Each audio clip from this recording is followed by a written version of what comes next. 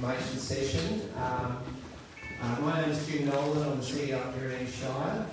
The purpose of today is really to provide information to the community about this event that we have, and this bushfire event which you're all aware of. It's about actually getting the information that people need to know so that you're informed and can make some decisions over the coming days. We've got a number of personnel from the various agencies that are assisting in the coordination of this effort, and you'll hear today from the Deputy Incident Controller, and I'll soon introduce you to him. I'd like to perhaps also just acknowledge Mayor of the Pyrenees Shire, Robert Vance, and councillors, or other councillors are here as well, Councillor Ron Easton and David Clark. Also acknowledge Martha Hayward. Thanks, Martha, for coming along. Martha's been sort of following this show around everywhere it goes, so thanks, Martha, for ribbon. And without further ado, I might just hand over to our Deputy Incident Controller.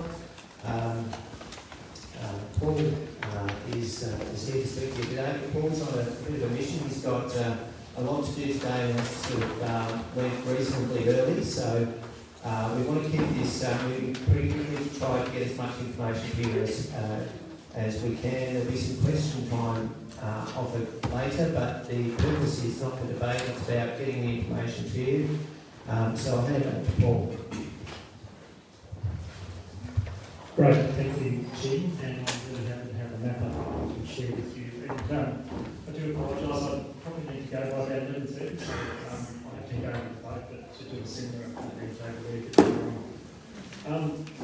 first thing I'll do is just update you on the situation on the fire. So it's the Pyrenees Rocky Road fire. Now this map is the latest line scan information we had overnight, so it's an aircraft that flies over fires and tracks the engine, maps it for us. There are copies on the table at the back which you're welcome to grab too later on, as well as the community newsletter that's been updated. But you can see here the black hashed area is the actual most up-to-date fire reach we have. It's now 21,500 hectares, has a perimeter of 174 kilometres around, so that's around the edge of the fire. So what's been happening recently, last night, the area up around Pyrenees, so South Pyrenees there, has seen recent fire activity over the last few days. We've also been burning out up there overnight to try and take out all those fuels in the forest up there for winter. The actual map, quite a slightly different map, there's more of that being out and should be used taking out those fuels there. The other area of real interest is in that Monarch area. So once again, it's in those areas west of the Amphitheatre Road, in the plantation areas in the forest there. Still ongoing fire activity there. Building control lines and burning out there also, so we want to bring that fire out to control lines where the firefighters can patrol in tankers and trucks and bulldozers. We also found out a large pocket there of abundant fuel in amongst the plantation that took place last night. It's really useful if that'll stop that from up tomorrow, so we'll all be burned out. Otherwise, around the fire, control lines established around a lot of the fire, and that's still working. So, strategy today is to continue to build control lines, track the edge, and work out with firefighters on the ground, more machinery doing that, and then obviously firefighters on the ground blacking out with heavy aircraft. So there's about 500 firefighters out again today. There's 48 different bits of machinery, bulldozers, graders, excavators, and about 23 aircraft operating again. So plans for the day with milder conditions is to really do whatever we can on this eastern edge to stitch that up as best we can, and also continue this work. Pleasantly, the southern edge round sort of down to both at Raglan has been pretty good the last 2 days, so it requires constant work and patrolling, but it's this eastern edge, northeastern edge up around to Mount Lyon we're really focusing resources on today. So that's a summary of the situation we've got. So just looking to tomorrow, so the weather today is warming up. Winds going around to the typical pattern we get, sort of easterly flows down there to the north. They'll stay like that today, 20 to 30 degrees an hour, air starting to dry out, but tomorrow's a bit of a day. I'm sure you've all been listening to the radio, the Bureau talked about that. Tomorrow, looking at from morning northeasterly down to northerly winds to that northwest, getting really strong, 30 to 50 k's an hour winds, and a bit higher at elevation, so we're talking up around the metres, 9 to 100 metres to 1,000 metres, so strong winds at elevation. And then with that westerly wind change. Now the thing about tomorrow too is the peak temperature, the driest air, is going to correspond with that really strong northwest to westerly wind change tomorrow afternoon, and then going to the southwest tomorrow evening, sort of 6, 7 o'clock. So all effort tomorrow will be focused on the eastern edge of the fire. And so what we need to be aware of, best case scenario, fire stays there, worst case it gets out, starts getting into like Ben Range or Waterloo Forest, and then with the southwesterly will spread. So the area of concern is right around the fire, particularly from the Western Highway up the Southern Asia Highway to the Pyrenees Highway. So it is this area. So really need to be mindful of that with the weather conditions. So if the fire gets out tomorrow, it's going to spread quickly in grass. It's going to spot out forest areas, and then take a run to the east and bring up this way. So that's your community. So really pay attention to the messaging that's coming out tomorrow of what's happening. The other key message we really want to talk about today, if your plan is to leave, that's your fire plan, do that today if you're in these areas. There are relief centres at Maryborough, Ararat, and there'll be one established at Ballarat. If your plans to leave today. If you're uncertain, leave today. That's my strongest advice I can give you. We hope, we are trying hard to get control lines in. We're going to be 500 plus firefighters out tomorrow. The seaplane positioning strike teams in the whole area to respond as best we can. But under those conditions, any fire gets up and running, it's going to be difficult to control, so please keep that in mind. I'll come back to you, Jim. Thanks, Paul. We're going to hear from some of the other agencies now. I might just ask perhaps Mitch or Gail from VicPol to talk about traffic management and other aspects that VicPol have a role in.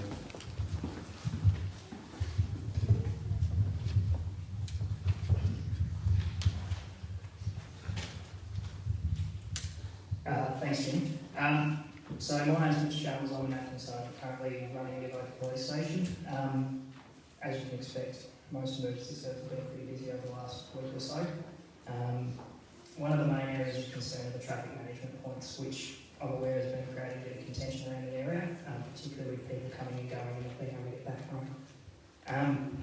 The primary reason that TMPs can cause confusion and a bit of anger is that once they're set up, often they're fluid and they will move occasionally when the danger is moving. So if the fire is constantly moving, the traffic management point will be moving with it, which can cause confusion if you leave home and come back, try to come home and see that there's a traffic management point in place. The reason for those points is purely because if the fire moves, we cannot let a car through. That's at the direction of the incident controller.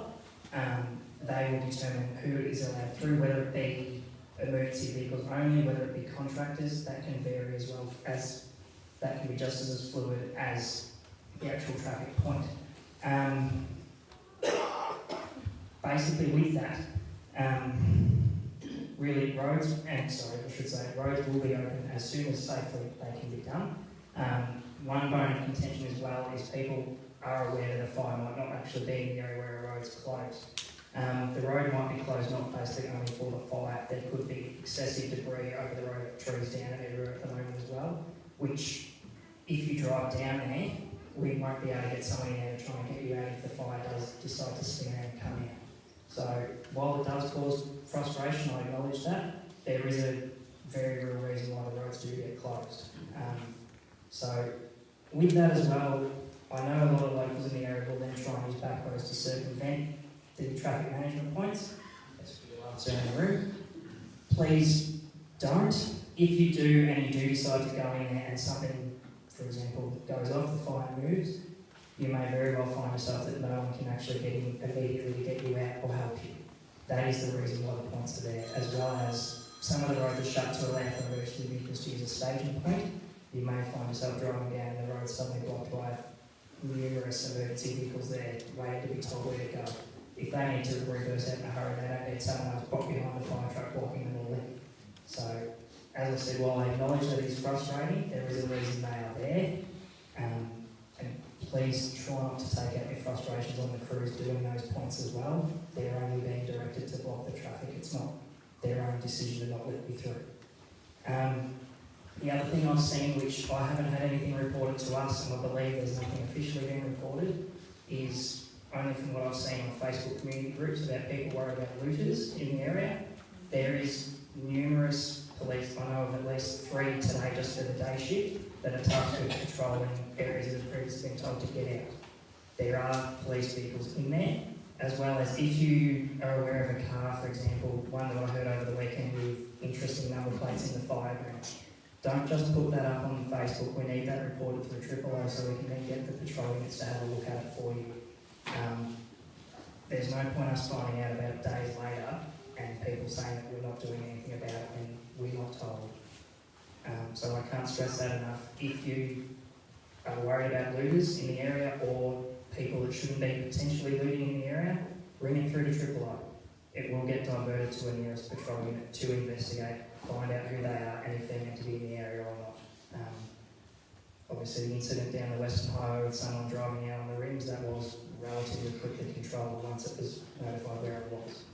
So yeah, I'll pass that back to Jim. I think that's all from me. Thanks a lot, Hitch. Matthew from the Department of Health. And just before we get Matthew, the maps that Paul referred to, we'll have that on the table at the foyer. So I might just ask Jerry if you could get another table in the foyer. We've got a table at the back there with a lot of information on, and there's small maps there as well. But just with the number of people in the room, perhaps we can have another table at the back there, just brought into place for the large map. Matthew. Thanks, Jim. Hello, everyone. My name is Nathan Durbridge. I'm from the Department of Health's Emergency Management branch within the Grampians region. Firstly, just to talk through some of the changes to some of our health services around the area, and I will cover all of them, so I know there's some people that are online. Firstly, here in Avoca, the Avoca nursing home was relocated last Thursday, and those residents remain over in Maryborough and Denali, and will remain there until after the weather moved through tomorrow. Both the nursing home was also relocated across to Ballarat, and likewise will stay there until after tomorrow. The urgent care centre that is at Beaufort has reopened with some altered hours. It is open between 7 a.m. to 10 p.m. After hours, we advise people in the community who require emergency medical care to contact 000, and for non-urgent cases is to contact Nurse on Call or the virtual emergency department. So just to cover that again, Beaufort Urgent Care Centre is open from 7 a.m. till 10 p.m. After hours and for emergency medical care 000, and otherwise Nurse on Call and virtual emergency department. All of the other primary care clinics around the area do remain open, but they may change from tomorrow. That includes the Elmhurst Bush Nursing Centre, which will be open for part of today, but most likely will be closed tomorrow. So keep an eye out through their channels. In regards to public health messaging, obviously this is quite an extensive fire that is putting up a considerable amount of smoke and will continue to do so over the coming days and weeks. Particularly those who have pre-existing medical conditions, heart and lung, we strongly recommend that you take steps to manage your health. Minimise your time outside, using masks where you are outside, and if it does become too challenging for you, is to find alternative places.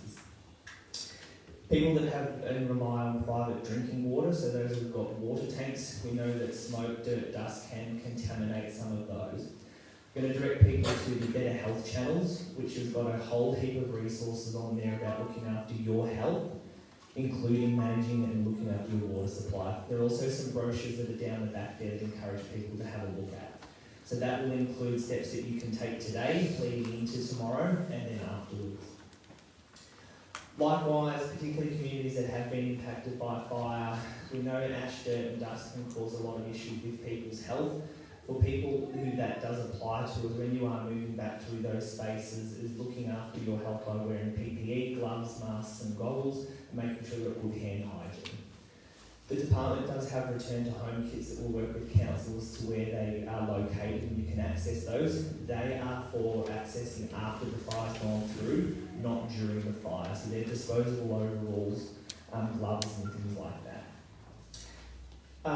There's a lot of asbestos that's been reported around some of the fire ground. You know, that's not great for people's health. If that does fall into your category from there, again, there's resources online through the EPA, Better Health channels and handouts up the back there of what you need to do in that instance. Please make sure that you do report those through to authorities so we can work with those to get that cleared up.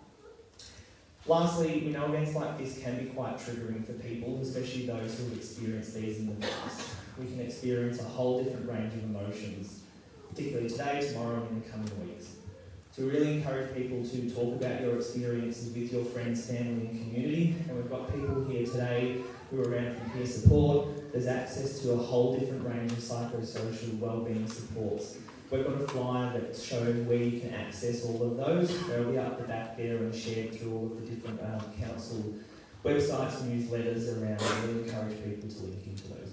I'm hanging around after the meeting today. If people have got particular questions, please come and speak to me. But that Better Health Channels has got all of the resources in there and really encourage people to have a look at those. Thank you. Thanks, Nathan. Department of Family Fairness and Housing, is there a representative from DFFH? No, that's okay. The EPA? No, the EPA and DFFH both have roles in this agency. We've got a seat at the Incident Control Centre. DFFH primary responsibility for overseeing the hardship payments process. So if it gets to that and people need to register with the Red Cross through one of the relief centres, and DFFH have the role of being able to assess those payments, assess eligibility for those payments, and be able to talk you through that if it gets to that point. The EPA have a role in overseeing things like animal disposal and so forth. And so the EPA have been very active over the last sort of couple of days. The Department of Ag, we have Joe Cameron here today to speak.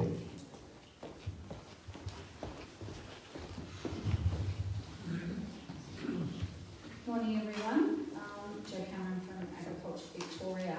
So our primary role as a support agency in relation to this is the welfare of livestock and companion animals.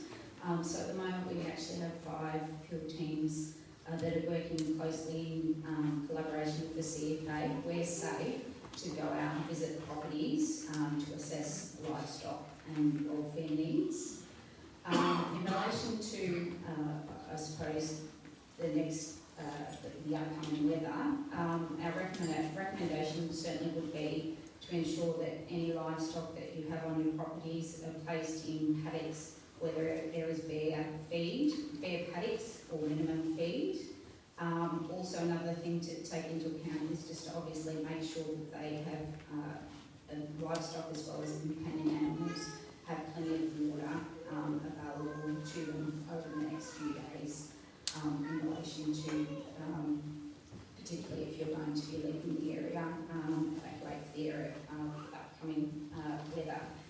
We have a lot of resources on the AgVic website. I've also left some resources on the table in regards to emergencies in companion animals and livestock, so please feel free to take those. If you do have any urgent animal welfare concerns, please contact 1800 226 226, and I'll be around after this meeting, so if anyone does want to speak to me about any concerns, please feel free to do so. Thank you. Thanks, Joe. Richard Sholton from Powerful. Thanks, Jim.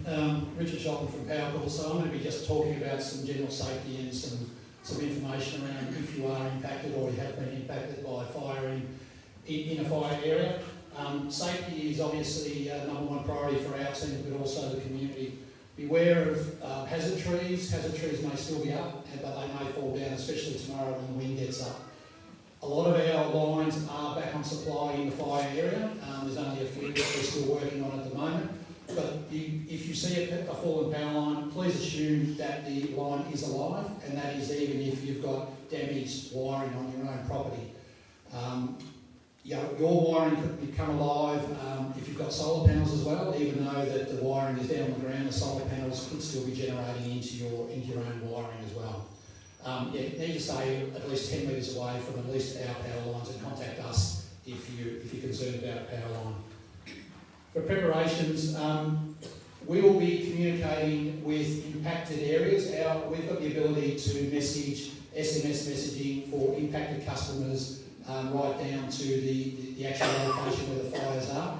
If you're not getting those SMS messages from us now, please get onto our website today and register for text communications or notifications. We will be actively communicating with people in those areas before the event, during the event, and when restoration is about to take place as well. So that's really important information. Our message is make preparing for power outages part of your preparations. What I mean by that is, fires are indiscriminate and they could impact our power lines at any point. That means that we won't be able to get back in, or we won't have power even though there's no fire in your area. So that has impacts on fuel, also water pumps, phone charging, communications, even electric gates or garage doors. If you've got those gates and doors, know how to open them manually, because if you can't do that, you could be inside your home and not being able to get out as well. So just understand how those systems work and prepare for that. We're preparing the network. We're doing asset protection works for our key assets as well to prevent any long-term outage. But we'll be back in the fire ground to restore the network once we get access to via the Incident Control Centre. Thanks, Richard. Gus from Peer Support Counselling. Did you have any message, Gus? You're okay. So Gus is a counsellor, provides that sort of peer support and access to a range of other services that are associated with that. Ambulance Victoria, is there anyone from Ambulance Victoria? No. The Central Highlands Board, we have Megan and Lise available at the back to answer any questions. Water supply is all good as I understand it, so there are no issues around that. At this point in time, I think there's some free water bottles and so forth, and some of the messages are about staying hydrated. And if you want to speak to Central Highlands Water after this, they're there to talk to. I'll also call on Jerry Van Delft, who's the Municipal Recovery Manager for Pyrenees Shire. Is Jerry at the back there somewhere? Perhaps if he could come forward.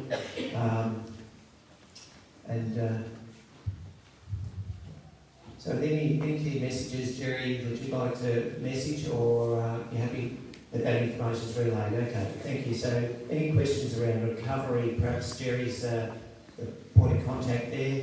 As was mentioned by Paul earlier, there are relief centres established at Ararat and at Maryborough, and these are places that you can go to for some relief.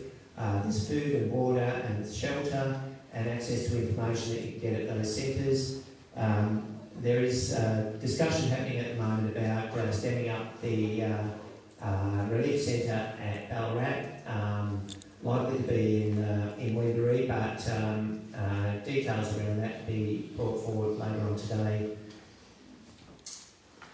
Also our information centres, the information centre here in Avoca is open today for information, and also the information centre at Beaufort is open today for information. Those centres will be closed tomorrow in response to the directions from the ICC about leaving early.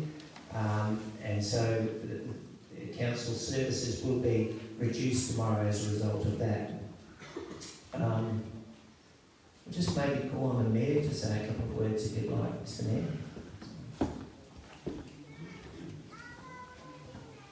Okay. Thank you, Jim. Wonderful to see such a great turnout, but certainly worrying times ahead of us.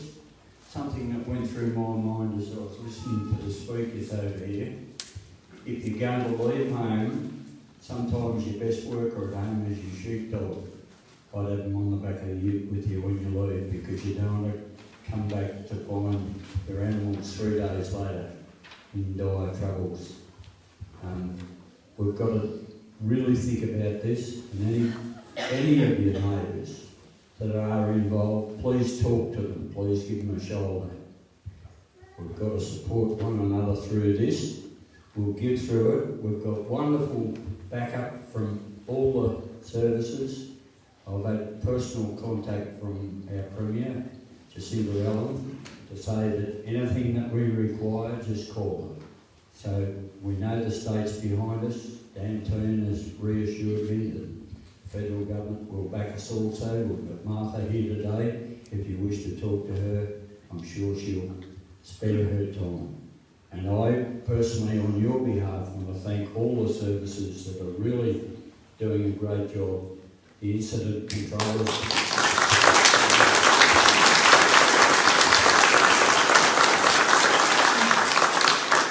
The incident controllers sometimes come in to some criticism, but believe me, they're doing a fantastic job.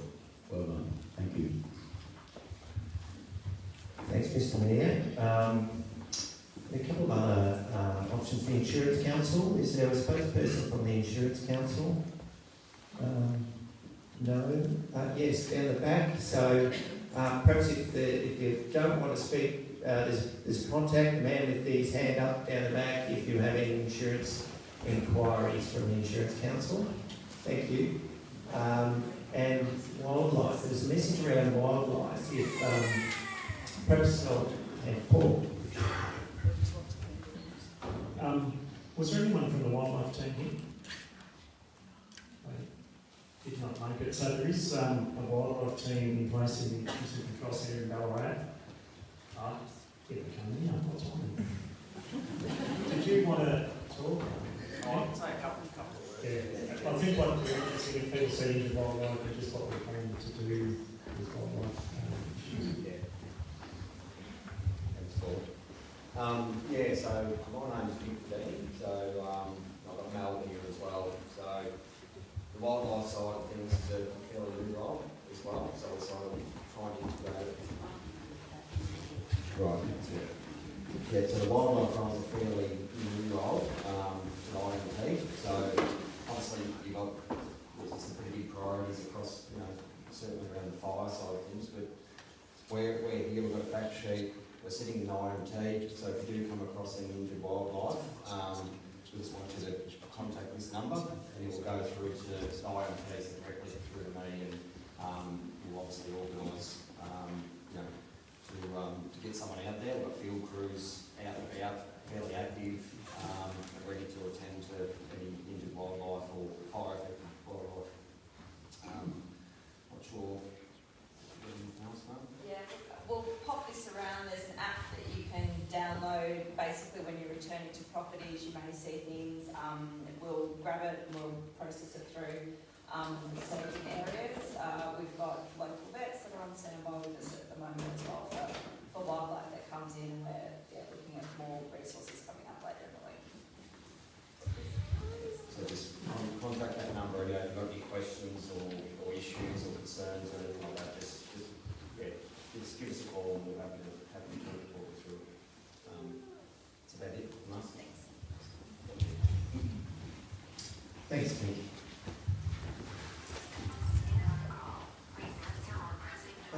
David Watson from EMB, do you have any messaging you want to relay? I think it's all out there. I don't know, Paul, you've covered the messaging. We've got vice listening watching. Okay. we'll change this afternoon as we gear up for tomorrow, given the fire conditions that are coming. Paul, do you want to? Okay, so the comment from Mitch there was about, people hearing the warnings and messaging that's coming through on the emergency app and through radio and so forth. Keep tuned to those various information sources. The radio is a great place to sort of get your information if you haven't got access to the internet. Paul, any other messages around communication? So just a couple that's just come up. There was a question around schools in this area. I did put in a call to a colleague of mine. So the Regional Emergency Management Team, which is all agencies, are at present discussing schools. So anyway, I talked about the weather before. You're probably aware Wimmera District, which is not far that way, is catastrophic tomorrow. So that triggers a whole range of things, including potential school closures based on the Department of Education. Southwest District is very close to catastrophic. Now, there's a updated weather teleconference with the agencies at 1 o'clock. So after that, Title 5 bans will be declared tomorrow, and we just need to review those fire danger ratings.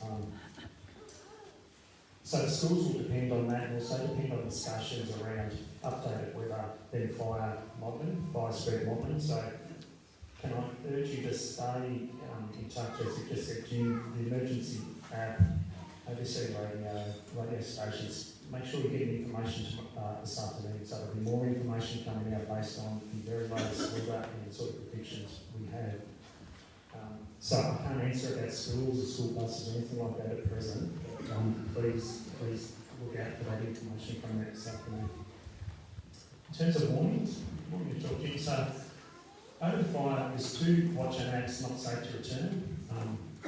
They're fire areas, which includes around Ramping and down Nippy Road towards Barford and out to Elmhurst. And that one has been due to constant fire activity. Every afternoon we've been seeing fire runs and fire spotting out. Another one around Barford and advice messages around. Now they will be changing today, probably this afternoon, I would suspect, after the weather. So please look at the app or get on the website or listen to the radio for the updated messaging today. But once again, I think it's going to be really good option today. I just want to reinforce what Nicole said before about roads. The CMP's in place. They're there for a reason. It's public safety. Our highest priority is protecting life. I'll have to talk about hazardous trees. If you're going into roads or going into fire affected areas, we won't be opening roads to inspected trees on roadsides. Just keep in mind, hazardous trees are such a risk. They are killers. They are literally killers if you're going back into a fire ground that hasn't been made safe. Please keep that in mind too over the next few days should the fire spread. Thanks, Paul. Well, we've still got Paul here. I might just now swing to any questions, and if anyone has a question, I'll just ask you to speak up, and I'll try and repeat the question for others that are here or perhaps online. My question is about the transport around the area, the trucks that are going along the roads, etc. It's probably for the police as well. Is there any advice on that? Because that actually adds to the danger of people leaving their cars, etc. Okay, the question here was about transports on the road, moving around the region, and perhaps the fact that might actually influence people and the danger as well. So it's a great one to be aware of. The road closures we have in place, they will, as said, they will potentially move, responding to what's going on. Some roads may be closed. So when we do that, we ask people with Department of Transport or regional roads to determine routes where we close roads. So trucks, people still have to move around where it is. So you can expect potentially changes pretty quickly tomorrow, and it may mean trucks on roads not that used to or more traffic. So it's a great point. It's a really great point if you decide to leave late to, if there's smoke, you decide to leave late, it's a dangerous, potentially really dangerous option to do. So again, think about what you're going to do.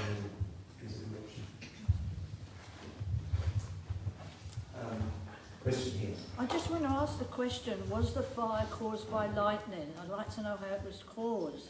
Okay, so the question was about the cause of the fire. So the fire started on the other side of the range, and it's under investigation. It's still under investigation. So it wasn't lightning? I don't know. No, I It's don't under think it was. investigation. That's the... I can't answer that, that's all I can say. It gets me. Thank you. Over here. I'm a bit confused. We've got an information centre in town, and on Friday we had a lot of elderly women driving around not knowing what's going on. They don't have access to the internet, they don't have access to social media. We've got an information centre in town for information, and yet it's closed tomorrow. I'm confused. Yeah, look, the information centre is available and accessible today. We had it open on the weekend as well. The advice from the Incident Control Centre is for people that don't need to be in the area to be looking to leave and leave early, make those choices. And of course we have staff that live in the area and having to make those choices as well. So the advice is to get the information early and you know, for those reasons, that's the reason why we've made the choice to actually close that tomorrow. There are other ways of getting information. Certainly the telephones will be answered tomorrow, so you can still call council on that normal council number, and we'll have someone that answers that call tomorrow. Does Avoca have a meeting point for these people when they're a little bit bewildered and their anxiety's through the roof and they're not sure what's going on?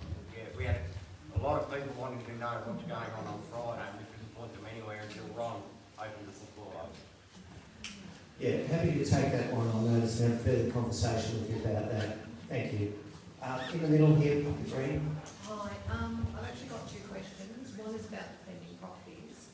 So, from one of the last meetings, I heard that there was probably a less likelihood tomorrow that there would be much defence of actual properties. Is that the case because it's going into this catastrophic stage? Sorry, you can speak up, sorry. Sorry. Just the last part. Is that was the case that properties are going to be less defendable because it's going to be in this sort of catastrophic Okay, so the question is about properties being defendable? Yeah, as in what are our chances of okay, what are the chances of being able to defend a property under the current circumstance? Yeah, so what happens tomorrow, it's going to be extreme fire danger and top end extreme to catastrophic fire danger rating. So that means properties can be very hard to defend because you'll get massive short distance spotting, long distance spotting, and really fast moving fire. So what would we be doing? We prepare our properties, we do what we can. Firefighters will be concentrating tomorrow on patrolling and trying to control edges. We will then, if the fire breaks out, be using all the aircraft that we have. And I want to note, we will use aircraft as long as they can safely fly. When it's too smoking, too wind, aircraft are out of the picture. We'll go into an asset protection type mode, and this is what the CFA is so great at, trying to do what they can, but we can't guarantee you'll have a fire truck in every house. Just understand that, it's just not possible. But we pre-arranged strike teams in places out this to the south and to the east of the fire. There's a CFA put a comms van in Western this morning to ensure good communications across the fire ground. We'll be doing everything, but under those conditions, I know that the science tell us, the rating tell us properties become harder and harder to defend due to all those factors. And we're going to have hundreds and hundreds of people out tomorrow, like there'll be more. I'm thinking 700 or 800 people will be available to do things, but they will be very busy if the fire starts running. Can I just do the second part of my question? Thank you. It was actually just about companion animals. One of the difficulties on Thursday night when we were evacuated was not so much our large companion animals. There's a big sort of group in the community that helps to deal with that, but our small companion animals. So we arrived at the relief centre in Windaree. So dogs are okay, you can throw them on the lead. Cats, there's nowhere. What do we do? So what are the thoughts? Is there anything being thought about in regards to if we're evacuated again tomorrow, you know, we've got cats in crates, they can't stay in crates, they're not put on, can't put on Yeah, a so the lead. question is about companion animals, so people need to leave and take your companion animals with you. Is there provision for some sort of support? I know at the relief centre at Wingery last Thursday there was people from the animal shelter with food and support, but the reality is that it's not appropriate or possible to be able to take the companion animals into the centre itself, so many of the people sort of chose to stay in their cars and in a shade and shelter around the facility to be able to sort of care for your companion animals.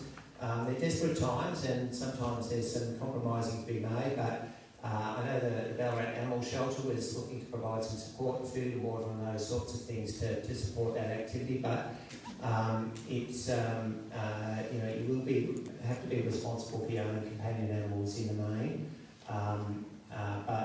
Yeah, I mean, the advice is to take them with you, and hopefully the urgency is short-lived and you'll be able to return home when it's safe. But that's probably the best arrangements that can be made at this stage. Thank you. Other questions? Mine's just a bit similar to the other lady. With regards to animals, there is a community page at the moment, so just a bit of information. If you've got larger stock and you need them moved, there is availability to actually get on Facebook and actually get some help. And the other thing is, if you're saying cats and things like that, they're very hard, they'll run off, especially if they smoke. You know, like my advice, let's say my advice would be to get your animal now, like today. Make sure you've got it contained in a small room or something that's easy to be able to be picked up so it can't run away if it's a cat and you're not out in the middle of the smoke trying to look for it, just as safety wise. And then, you know, like put it, if you don't have a cage yourself, put it out there, ask someone. Someone might have another cage or something they can put it in, and therefore you're able to leave it safe and, you know, you're not sort of putting yourself in danger or your animals in danger. Also, before I finish... Thank you. Just before you do that question there, and for the benefit of others who couldn't hear, is really about companion animals. If you've got cats and even larger animals, to think about your own personal arrangements that you might need to make. There's information on social media about offerings of people. I know that in Ballarat at the Smythesdale facility there was some larger animals that were able to be taken there last Thursday. So there are some offers of support around that, and with cats to be able to ensure that they're either controlled or contained because they get anxious and might want to flee. So being able to keep them calm ahead of having to leave. Sorry, there's another second question. So there's, yeah, with that, because like even with your dog and everything, just making sure that they don't run off because you don't want to be chasing them. There is, I believe, at the Carrisbrook trotting track for large animals like horses. I'd have to clarify that, but I believe that you can take the horses there. And there is other people on Facebook that are offering to put people up. So the comment there is that there are some offerings on Facebook for people that might need to take larger animals, such as potentially a Carrisbrook at the trotting track, which need to be confirmed, but check out social media if you've got large animals that you need to take, and think about making those decisions early. Other questions? Thank you. Sorry, I'll just share it around if that's all right. There's a lot of questions to be Sorry, asked. but just with medication for older people, it's really important that if you're older, you've got a neighbour or something, just make sure that you get their medications and that. Yeah, so that was advice there about medication. So if you're actually making a choice to leave early, that's one of the important things that you need to take with you. Thank you. Thanks. Sorry. That's all good. Over here. This one seems a little bit of confusion. Where is the town emergency assembly? That's why they put on High Street. Other people seem to think it's the sports ground. I understand it's A the lot High of Street. people, about 10 years ago, there was a decision made by the fire guard person that it should be between somewhere in the median strip where we can all get together and fire, be like a firebomb. What is it, the place last resort? I'm happy to respond to that. The question was about the neighbourhood safety place, which is the place of last resort. And there are a number of these within various communities. And in Avoca, High Street, Median Strip is the place of last resort for Avoca. Now, bear in mind, this is the place of last resort, and the advice from the agencies is to make some decisions. If you're advised to leave early, you leave early. Or if you're not able to leave early, take shelter. If there's no other options available to you, that is the place of last resort in High Street. In Beaufort, that's at Wetherspoon Park on the corner of Lawrence Street and Havelock Street. At Lexington, it's the Tolbar Recreation Reserve. At Warborough, it's the Warborough Recreation Reserve, the grass area between the bowling club and the oval. And at Elmhurst, it's the Elmhurst Mechanics Institute footpath and the forecourt in High Street there. And at both, that's covered the townships. Thanks, John. That's a really great question. Over there. Yeah. Sorry, John. There's another question over there. Sorry, just to make the audience aware, how many people have smartphones or Android? I've just scanned for the next 3 days via Paul, who's the expert. It's the highest point is at 6 o'clock when it's going to be the most lethal, the winds and everything. So for the next 3 days, you can use your smartphone, everybody's got a smartphone, you can update every 10 seconds if you want, okay? So the comment there was about reference to the smartphone and second point is that the peak period for danger is from 6 o'clock tomorrow, but for the following 3 days, according to the smartphone weather. So the smartphone is referencing 6 o'clock tomorrow, and subsequent days have been the peak point of use. Thank you. Sorry, there was a secondary question here, John.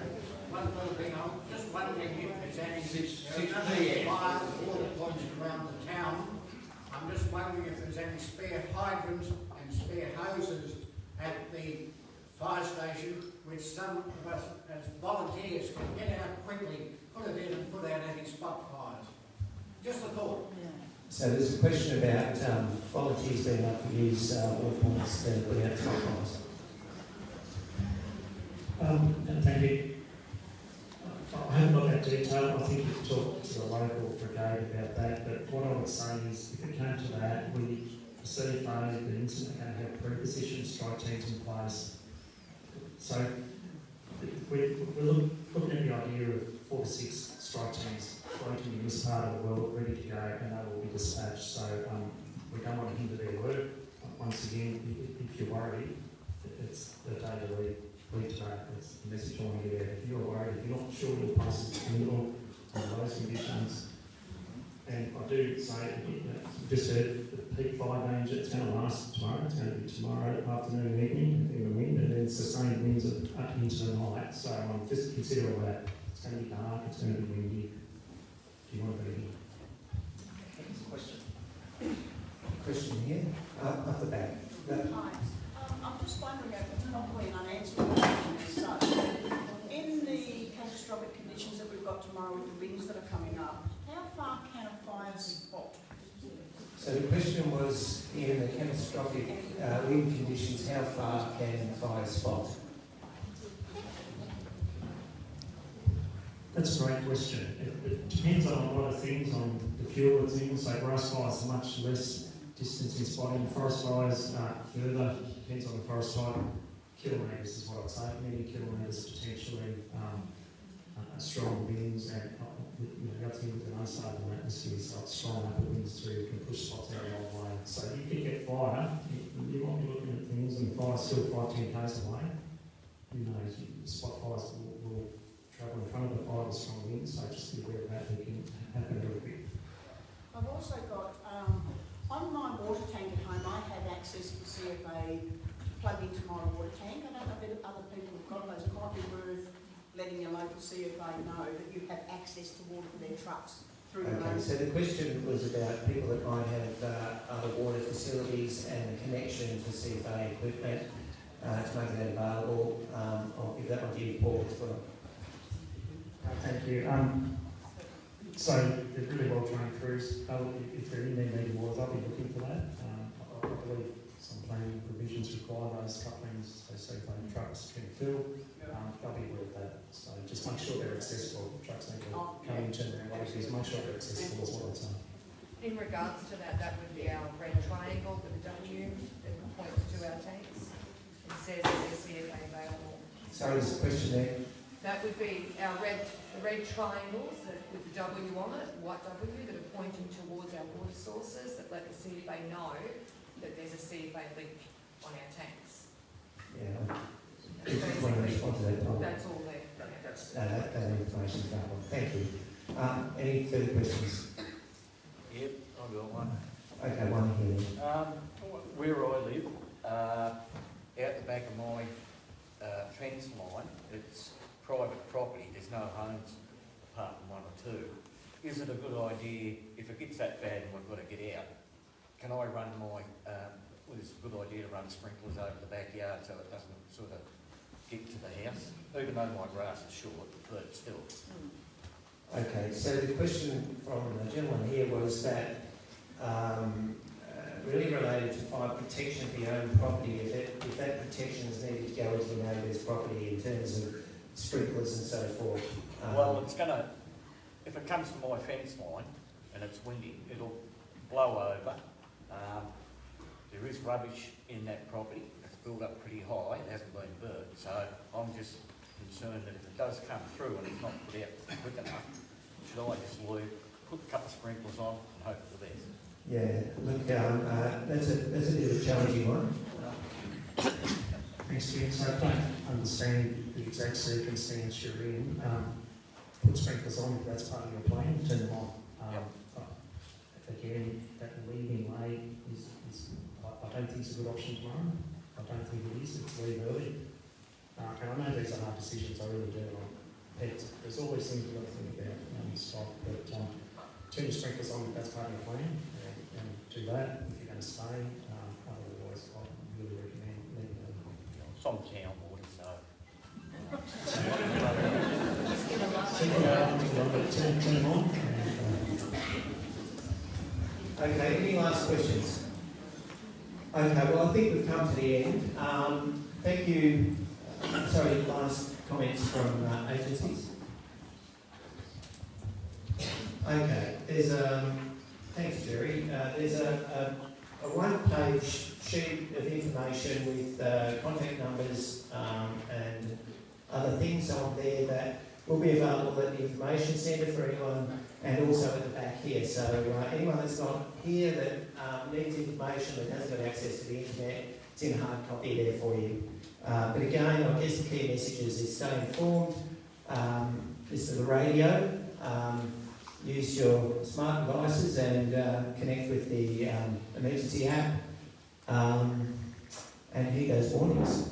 Last point to just want to reinforce, keep up to date, please keep up to date with those messages this afternoon and tomorrow. They will potentially be changing the grid. Great comment before about not everyone has access to the internet, so look after your neighbours, people work as a community, look after people. That's what we're really strong at, I think. Other thing, we might not be in a fire impacted area, and hopefully the spice goes very fast. Hopefully it really does. But when we talk impacts, there could be power loss for days, as Power Rob talked about. Roads might be closed, and I want to stress again about burnt roads, burnt penetrates are dangerous until we look at them. Please keep that in mind, particularly control on roads. If you go to different places, burnt trees are dangerous. one last question. Can I make it, can I tell you that Telstra or Mate, who is my provider, have decided in their wisdom that I must be some sort of fraud or spammer, and they've decided I can't send out messages anymore because I've sent out 1,000 messages in 3 days. I've been doing this at the behest of other people and Ron Eason to help round up members. I've run Mate and they say they can't do anything about it. It's the Telstra rules.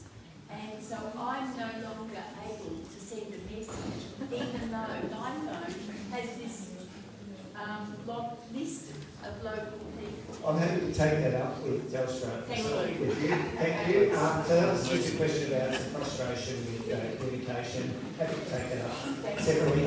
Again, could you please thank all our members.